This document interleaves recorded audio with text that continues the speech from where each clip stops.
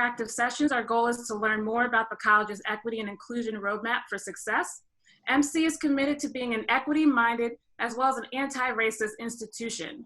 By working together as a college community, we will continue to pursue equitable student outcomes, inclusive excellence in teaching and learning, and fair and inclusive employee experiences. Last Friday, our co-chairs for goal number 2 led us in an engaging discussion on how the college community can assist with the implementation of helping to improve employee retention, hiring, onboarding, development, and training procedures and practices to attract and retain a diverse workforce that includes leaders, managers, faculty, and staff reflective of the college's diverse student population. If you missed that insightful presentation, you can find the recording on the Office of Equity and Inclusion's website.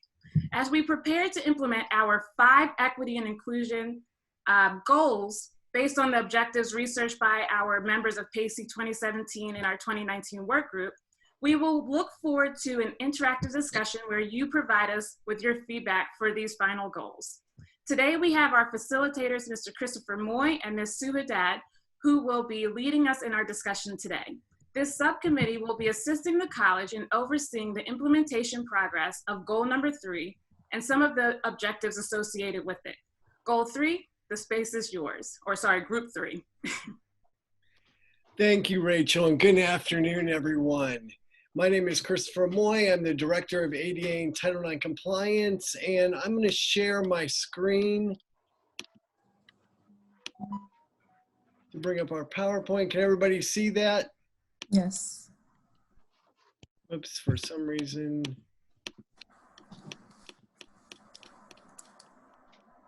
Get to the start. Okay. So thank you everyone for joining us this afternoon.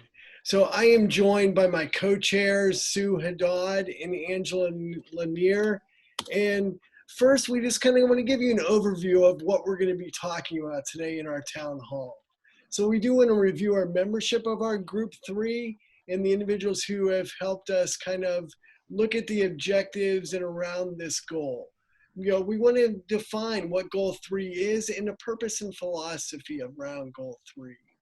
We want to look at some of our institutional assessment and survey data that lends to this goal and look at what it says. We also want to explore and look at what is the cost of incivility, non-inclusive, inequitable, and inaccessible culture and climate.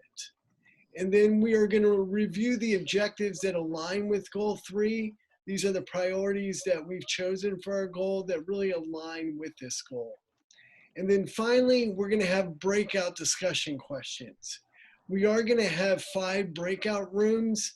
And in these rooms, what we want is each group corresponding with your breakout group number is to address that question. So there are 5 questions. So group 1 will report out on question 1 and so forth. We do want you to look at all 5 questions and have that discussion in your group, but particularly for the breakout session, we're asking for each of the group corresponding to answer that question. Okay, so let's get started. So goal 3 members. So these are the members who have participated in goal 3. They include Dr. Ben Nicholson, who is the department chair of mathematics, Terry Hurst, who is the department chair of English and reading, Angela Lanier, who is an instructional designer with Elite. She is also one of our co-chairs. Melissa Pace, who is an instructional television and media production service manager with MCTV.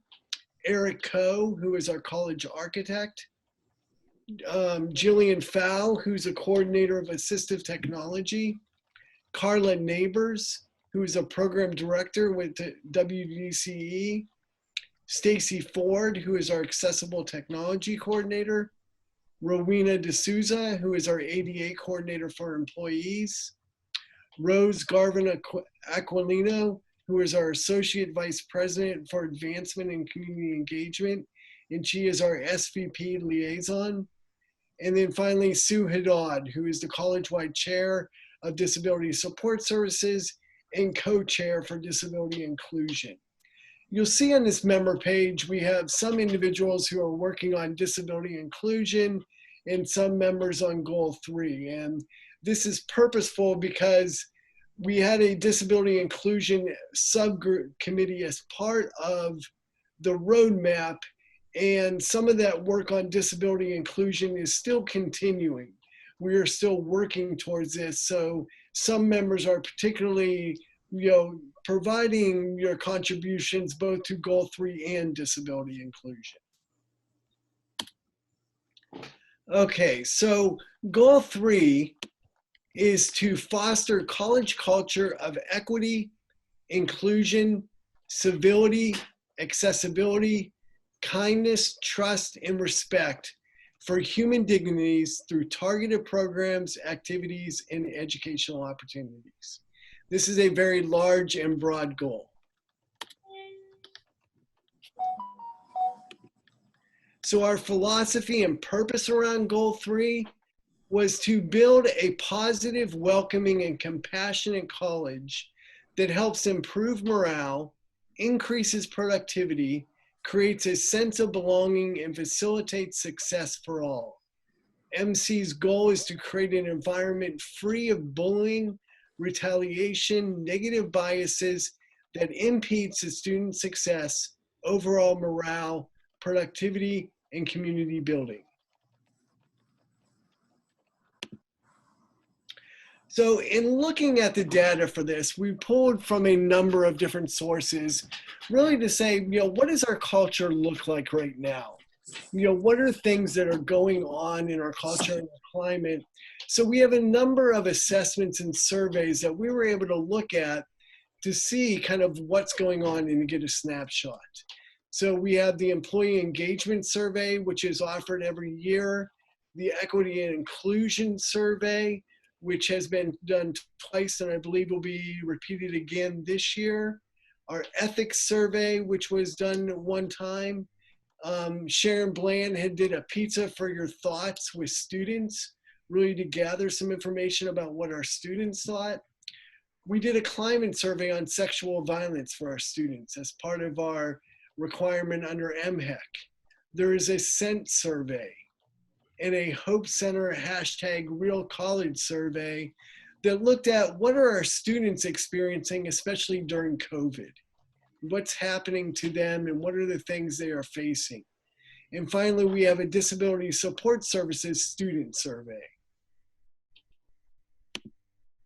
So in looking at these institutional assessments and surveys, we see first off that MC has some clear strengths that benefit our students in our workplace.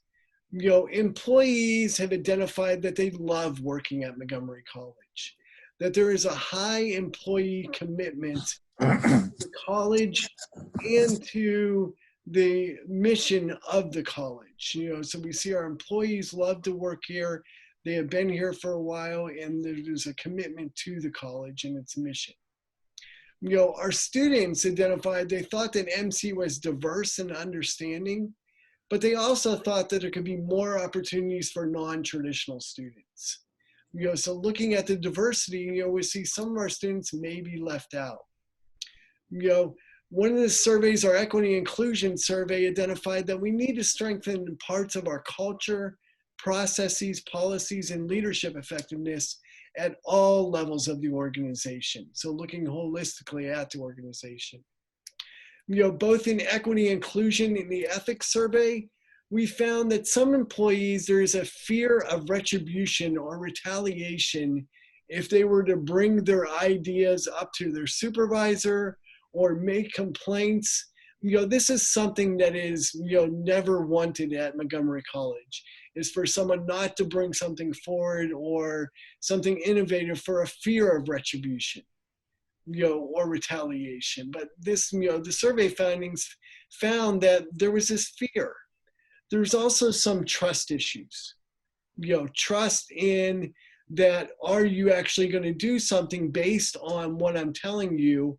And trust that, are you going to keep my name confidential if I want to be confidential? So there were certain issues that came out both on the equity and inclusion and ethics survey that we found from our employees. These are things that we want to address. From the hashtag Real College survey, we're finding our students are experiencing with difficulty concentrating with mental health issues during COVID. Given everything that's going on, this is one of the things that really came out is our students are struggling with this on mental health and with concentrating in classes with everything else going on. We also find that our students are juggling multiple responsibilities. They have families, they have jobs, they're trying to go to school. This all impacts our culture and kind of our climate and what we're trying to do. Additionally, in the ethics survey, some employees, had found that they're acting with insufficient civility and integrity.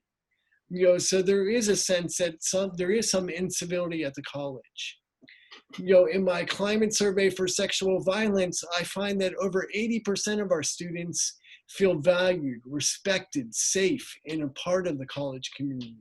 This is great news. However, 7% of our students experience sexual misconduct. And we know from the survey results that those students who experience sexual misconduct, it's impacting their ability to participate and benefit from the college and impacting their ability to be successful here. Employee engagement survey also found that there's a lack of interest and support for diverse groups. This includes adjunct faculty, LGBTQIA, and employees with disabilities. So there's some groups that are being left out or feel that they're being left out. And then finally, students with disabilities report a need for a more welcoming experience. So there's a group of the students who may not identify that they actually feel welcome at the college. So what are the costs of inequitable, non-inclusive, uncivil, and inaccessibility environments?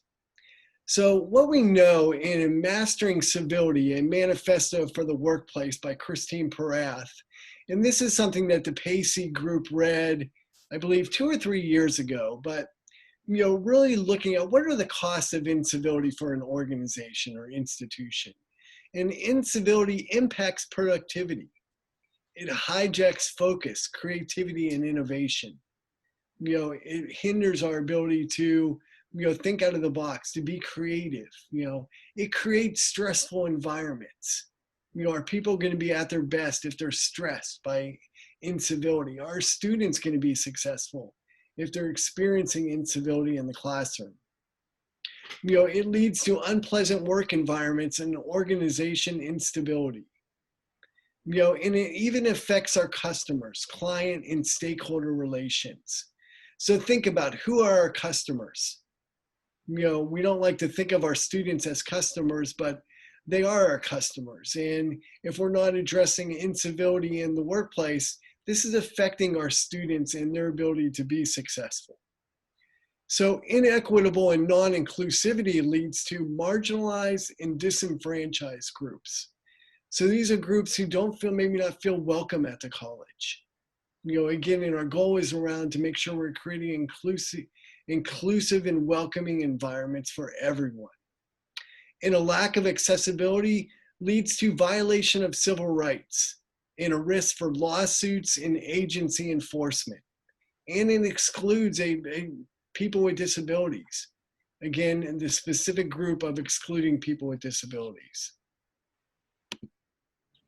So with that kind of background and what we're doing, I'm going to turn it over to Sue, really to focus on the objectives and the priorities that align with this goal. Sue? Okay, thank you so much, Christopher. And that was such an excellent and comprehensive overview of the goal and sort of the underpinnings of that goal. So as Christopher mentioned, I'm going to focus more on the objectives that have been identified that relate to this goal as part of the roadmap. So we're going to go over them one by one. And when doing that, I'll also talk a little bit about some of the progress that we've already made on these objectives, as well as some of the things that we have planned for things that are upcoming.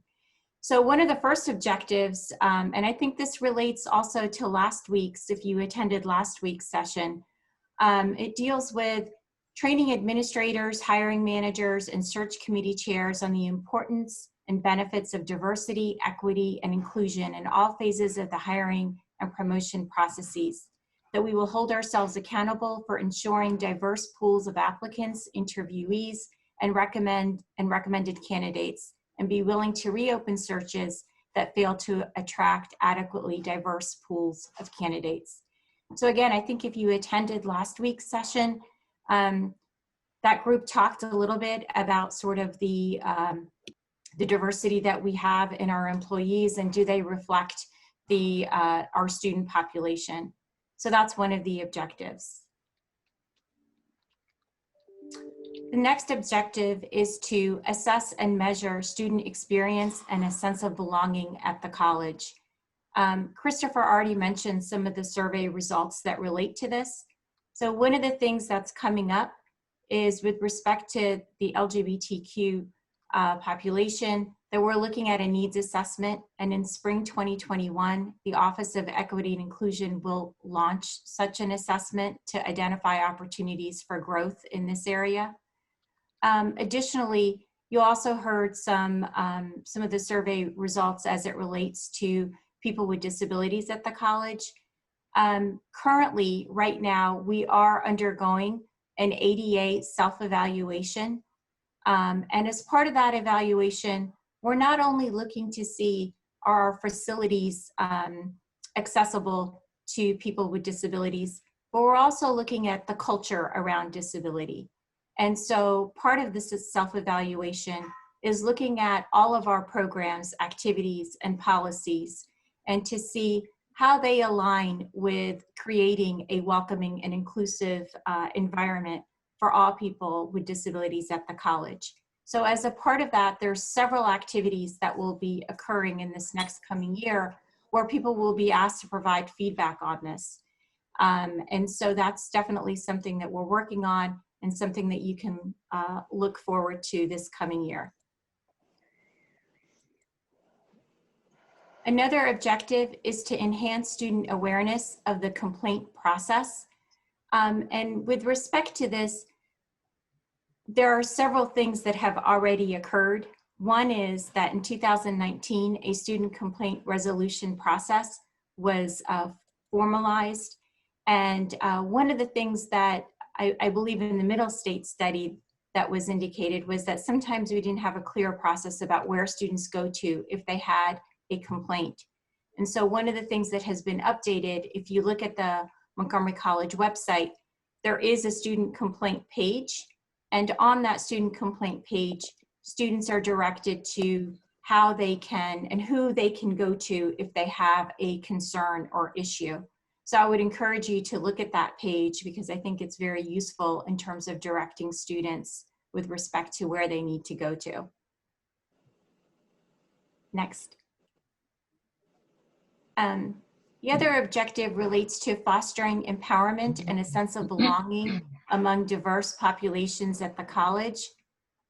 And so there have been already several, there's already been several things that, that have been done that relates to this objective.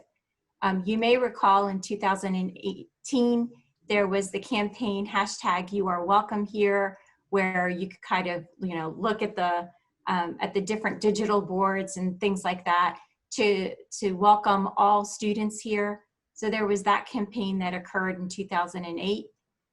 In 2019, there was a policy that was written about the chosen and preferred name guidelines, where employees and students are encouraged to utilize whatever preferred or chosen first name that they would like, regardless of what their legal name is. And so there were guidelines around that in 2019. Some of the things that are coming up for this year is we're looking at a diversity campaign where disability is included as part of a diversity campaign. A lot of times disability is not included when we talk about a diverse population at the college. And so we're trying to promote and look at disability as a part of people's identities. And so that's something that we will be looking to do in the next year. In addition to that, we're looking at creating a disability ambassador program. And this relates to really providing training to the college community about how they can become disability allies. And so there's training that would be involved in that, and that's something that we're going to be working on this coming year. Another objective is to increase training around the topics of equity and inclusion. I think there's been already a lot of work that has been done on this this year, particularly around the Let's Talk series. I think those have been like excellent opportunities, and we've had a lot of good conversation around racial inequality and things of that nature. So some of the things that we're looking to do include a Let's Talk series on disability. And so I'll put the plug in for this one now, October 27. Please mark that in your calendar from 11 to 1 p.m. where we will have a Let's Talk discussion on disability and social justice. We're also doing training with part-time faculty on disability inclusion. And then lastly, with respect to universal design and looking at how we can increase access through our the way that we design our courses and course materials. And there's been a lot of work that's been being done around this area now with respect to trainings that are offered, as well as the creation of a virtual universal design center that will be coming up later this year. Another objective is to enhance college-wide culture relative to inclusion and acceptance with intentional, purposeful programs and activities. And so related to this goal, with respect to our communication and marketing, we need to make sure that it is more inclusive and particularly around disability. So a lot of times if you look at our marketing materials, people with disabilities are not typically included in our marketing materials. And so that's something that we will be looking at this year in terms of making sure when we are, with respect to communication and marketing, that we really show the diverse population at Montgomery College. And that does include people with disabilities. So that brings us to the end of the overview of our goal and the objectives. And I think at this point, and you can correct me if I'm wrong, Christopher, what we would like to do next, we hope that this information has provided you with kind of an overview and understanding of what this goal is all about. And so at this point, we would like to break out into our breakout rooms, and we would like each group to focus on one question. So there are 5 questions here. The first one, how does this goal relate to your area within the college? What do you see as your role in helping to implement this goal? We're always looking for volunteers because this work really belongs to all of us, not just our group members. What do you anticipate as challenges to effectively implement this goal, besides pushback from some employees? What do you believe are some specific strategies to implement this goal? And lastly, what are some ways to hold people accountable to adhering to and implementing this goal? So we will put these questions in the chat. Christopher, can we just cut and paste, well, not cut, but paste that, copy and paste that in the chat? Yeah, we will get that in chat. And then when we do break out, if we can, again, just focus on one goal. So are we assigning which group has the specific goal? Yeah, so there's going to be 5 breakout rooms. You're going to have 30 minutes in your breakout room. So group 1 will focus on question 1, group 2 on question 2, group 3 on question 3, and so forth. If you have time in your discussion to look at the other questions, please feel free to talk about them. But particularly when we bring you back after the 30 minutes, we're going to have each group report out on kind of your discussion on these questions. And so with the report out, if you can choose maybe one member who will represent your group, that would be great. Okay, it seems like we have everybody back. So welcome back, everyone. Hopefully everybody had a rich and robust conversation. I know our group did. We had a very productive conversation. So, hopefully everybody experienced the same thing. So we do want to report out now. So we'll go by group. And so we'll do group 1 first. And if you want to read the question that you are responding to, then report out. Group 1.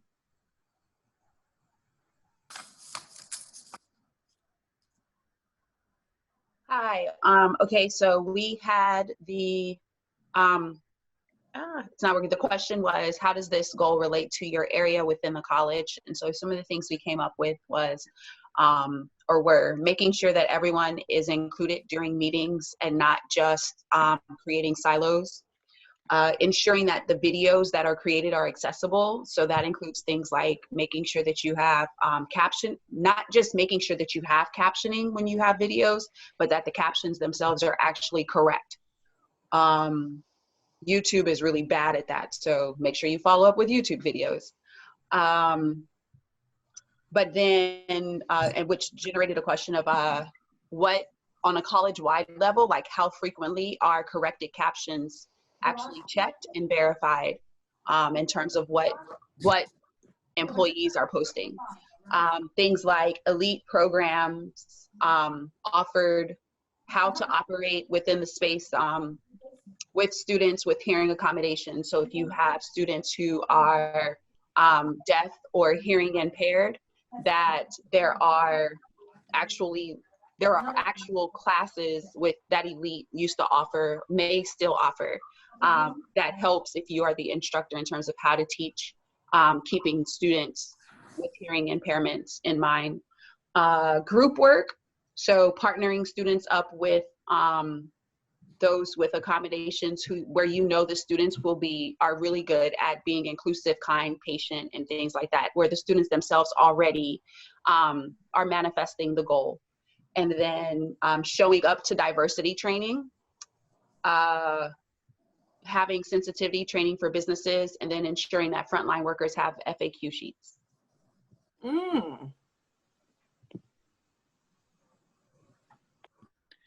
Very good. And that was it. Sorry. Any questions for group 1? Any comments or feedback? Very good. Yes, applaud for group 1. Thank you so much. All right, group 2.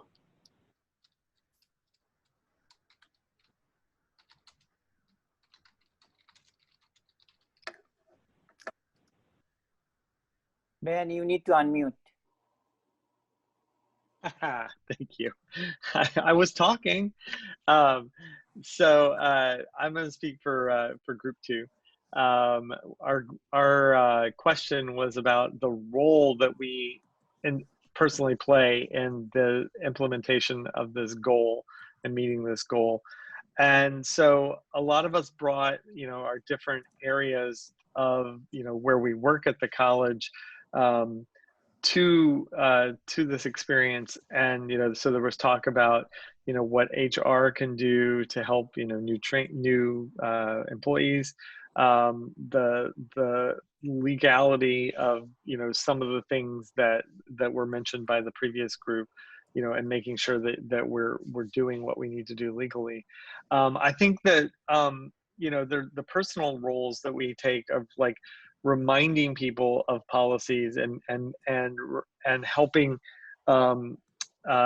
students, faculty, and staff know of the resources that are available to help with this goal, whether it's inclusivity trainings, whether it's trainings on technology that can help you with making things more accessible, right? Or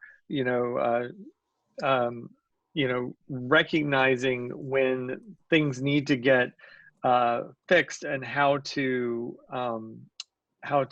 address those. So for example, I mean, there were, a couple different ADA things of, a door that really, like a door at a library that really needed to be an ADA accessible door, and eventually it was, or microscopes where they were too tall for some of the people that needed to use the microscopes, right? That they couldn't even reach where the eyepiece of the microscope was, right? Like, so how do you think about those things and then advocate for solutions to those things in your role at the college, and providing resources in not only accessible formats, but also in a variety of languages for our diverse student populations, not just on on the credit side, but also on non-credit, and also community engagement.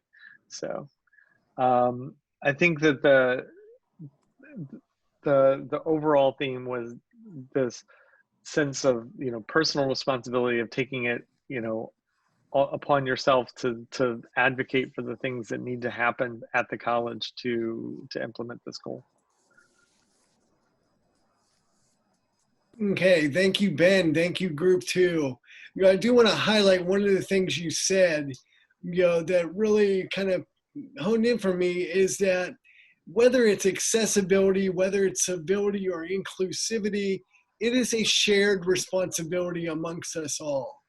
It is not just one person or one office's responsibility for accessibility or for inclusivity or for equity, but this is really a shared responsibility. And this is really the goal at PACEI, is as we build this culture to have this shared responsibility. So, Group 2, thank you for kind of bringing that up. Applause for Group 2. All right, thank you. Okay, Group 3. Hi, everyone.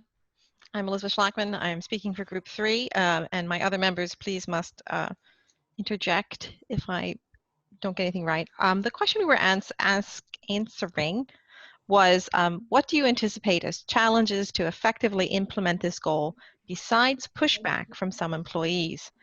So we had a wide-ranging, can everyone hear me? Okay, thank you. Had a paranoid moment, guys. We had a wide-ranging conversation, as you can imagine. We initially started talking about the civility aspect of this this goal, and the difficulty of civility as a norm, not so much a norm, but that different cultures perceive civility in different ways, value different actions as being civil. And how do we get around that, the cultural complexity of civility? And we talked a lot about respect. We talked about what role policies and procedures play in that. We talked about the need to get away from prescriptive behaviors. Civility looks like A, B, and C behaviors, and more about it's a spirit of respect and almost humility, that you expect to get things wrong because you don't understand other people's culture. We may not understand that aspect of someone else's culture. We also talked about one of the challenges of this goal is the power imbalances that are inherent in our world, between supervisors and employees, between faculty and students, and that's a huge challenge to overcome. We also talked about the fear of retaliation. Sorry, I'm looking at my notes while I'm skimming. There was another point I wanted to say. So we saw it as sort of two halves of this. Is the accountability is the other half of this. That not only that people speak up and lead from where they are, but also that the college holds them accountable. The college administration, however, all the systems hold people accountable for inappropriate behavior, for not being accessible, for not being equitable and inclusive. we identified that the ombuds role in the college is a really great tool for that, because they sit apart from the rest of the college administration. And we just got a new one, guys. How exciting! 10 months without one. So now we have a new one. Yay. We talked about some great perspectives about being in the classroom and what does this goal look like in the classroom, about making sure that our students see themselves in our teaching materials and the examples that we use and the theories that we present. There's a great example from that last group about accessibility. Oh, Allison's here. Hey, Allison. Sorry, I don't know you. I'm getting a little giddy, guys. We also talked about the fact that all these surveys that we depend upon for our data and for the decisions that we're making about these issues, they have very low return rates. Sometimes like 75% of the college employees do not reply to them. And there's, you know, like, that gives us pause. Like, are we actually speaking to all of the issues that exist? But who knows? And finally, we had a great line. It's a tall order. There's a lot to achieve, but the journey of 1,000 something begins with one step. So let's make one step, guys. Thank you. All right, thank you, Elizabeth. Thank you, Group 3, everyone. Applause for Group 3. Okay, Group 4. Okay, so hi everyone. So I was volunteered to speak on behalf of our group, and the question was, what do you believe are some specific strategies to implement this goal? And what I thought was interesting, I'm very appreciative of the conversation that we had, and I think what comes to my mind is the word safety.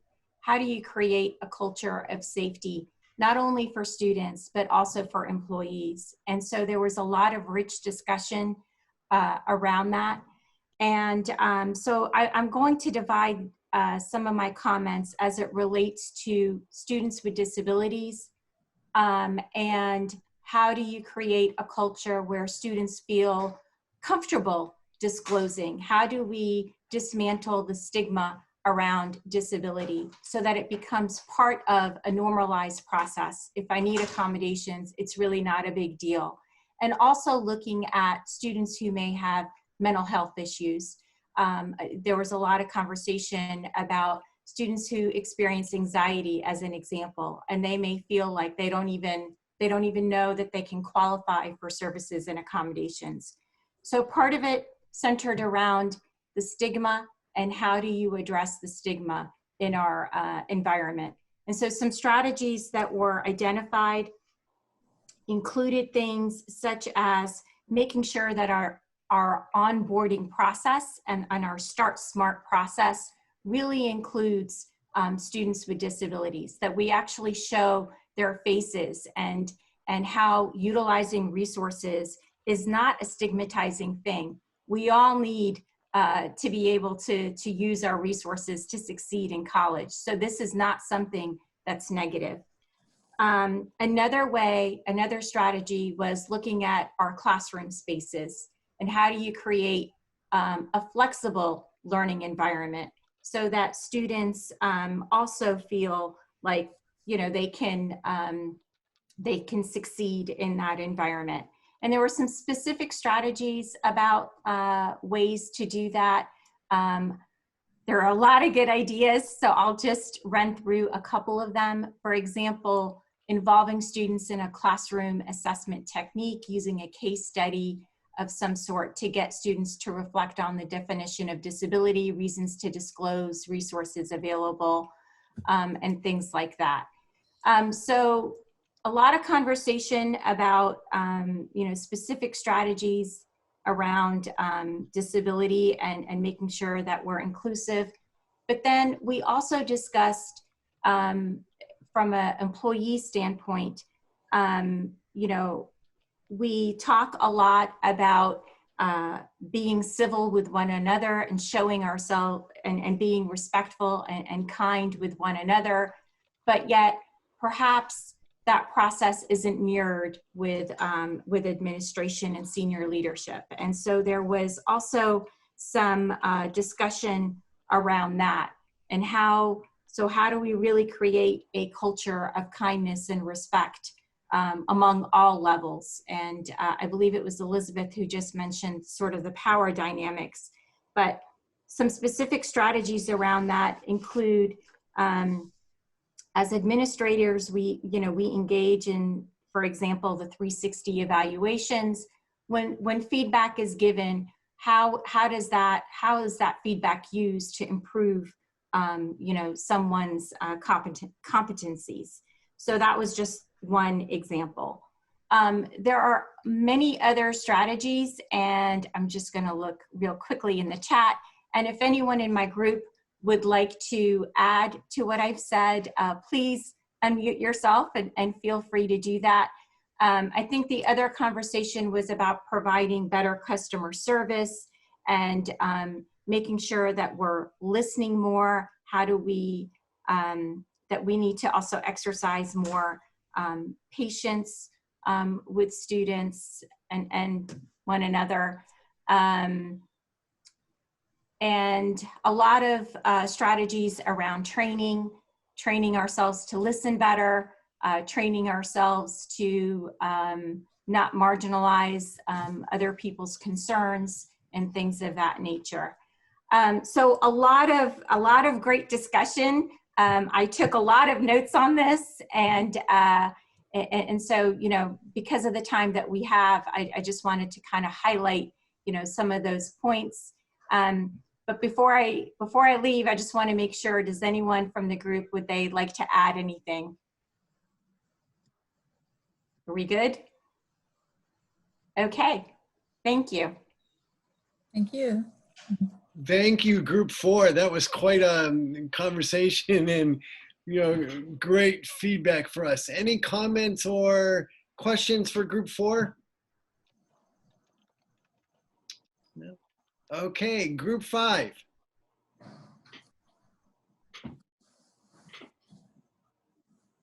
Okay, so Stacy speaking. So so a lot of the conversations that we had actually kind of roamed around like discussion questions 3 to 5. And one of the things that we were mentioning and talking about was accountability. And what does that actually look like? And how can we be held accountable if something isn't spelled out, if we know what it looks like, we know what it means?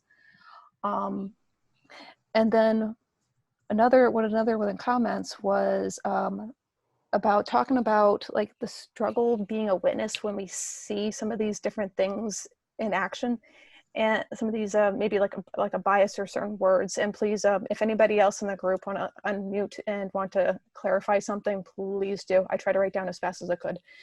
But when you're a witness, like what do we need to be able to speak up?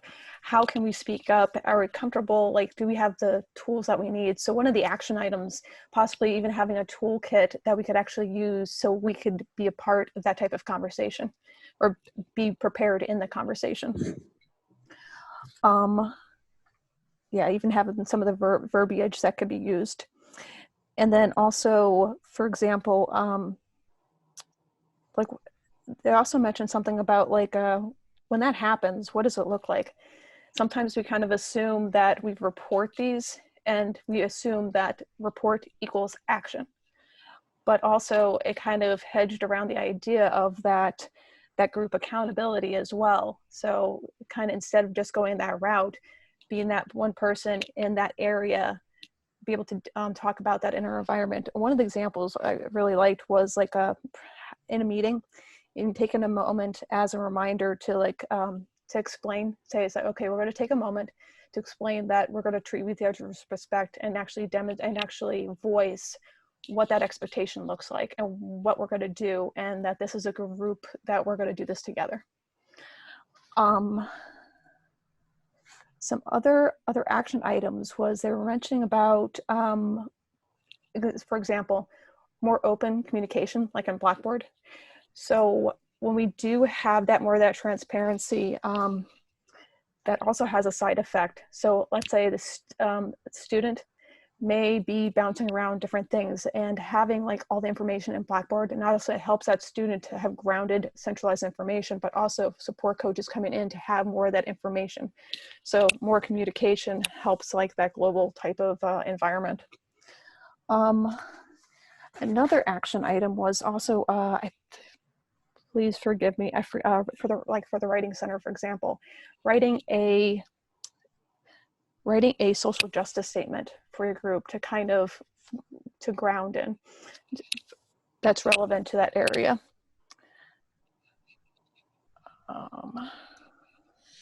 I think that was everything that I actually have written down. Oh, and there was also another talk about, I kind of picked up like, we were kind of like sharing resources like, I forget what it is, for the hiring process we had to get advocates, I forget the name for it, but even sharing those resources, and just I'm picking up on like even sharing those types of resources together, like maybe it is, we just don't know.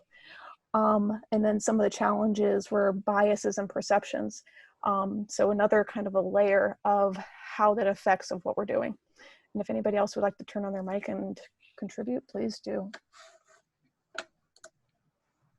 This is Caroline. I'd like to thank you very much, Stacy. That was brilliant.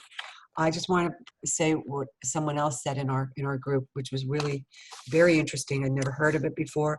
It's a search advocate program that you have, where you can bring in not only other employees, but I'm going to go further and say you might even want students to participate, to see future advocates and have the students' point of view as well, for a fair process. This is was a very interesting point, and I asked when we could apply or have people apply for this, and I was instructed to wait until it is offered in an email. So anyway, thank you very much.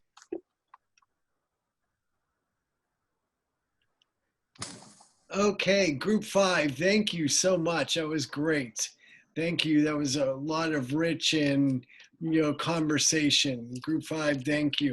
Any questions or thoughts for group 5? You too. Okay, well, thank you everyone. This has been wonderful. I am so appreciative of all the feedback that we received.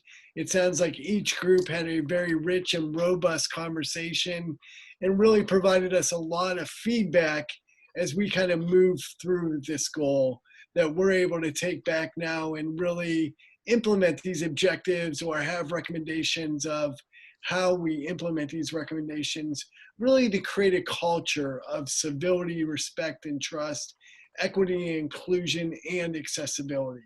I heard ideas around all those areas, and this really is a shared responsibility for all of us, and we need buy-in from everyone, including administration, picking up on some of those ideas I've heard, that this affects everyone and kind of takes the collective whole to kind of move this forward. Rachel, any other thoughts or closing? I was actually just reading the chat. I think that is a pretty fun fact. National Kindness Day is November 13th. How cool.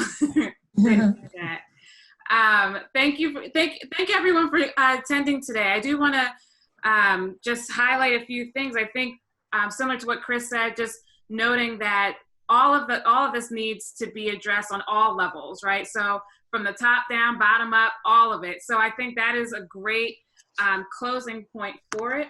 And just so that we're preparing for our next session for next Friday, I just want to introduce it. It's goal number 4, which is on multicultural teaching, learning, and experiences, integrating relevant and equitable multicultural teaching practices that infuse international or multicultural awareness into the educational experience, classrooms, and curriculum. So hoping that all of you will join us again. Make sure that you're sharing this information. Your feedback has been invaluable, and I think that I believe Angela was taking notes. So thank you, and hope to see you all next Friday. It's not next Friday. It is on 23rd. The next town hall is on October 23rd. Okay, thank you. I appreciate it. Man, all my Fridays are Can getting. can we ask people to hold the date for Tuesday, October 27 for the Let's Talk Disability, where I think we're going to have a panel of students and employees. So please make sure to put that in your calendar. Thanks, Sue. That's going to be a Okay. great session. Any other announcements am I missing? I just wanted to say thank you all so much. I learned a lot. I learned different strategies that I'm going to be taking back to SALT. What I enjoyed most of all was your honest feedback on these tough issues that we're dealing with, and that it's that it's ongoing. Things that are that I thought may have been different, or we would have had different responses during our COVID season and dealing with the pandemic, but some of the culture things that we've learned from surveys persist. So I'm looking forward to getting all of those strategies from the group and the team and working through those. So thank you all so much for participating. Your words, your thoughts, your good discussion was invaluable to us. And so I appreciate you all.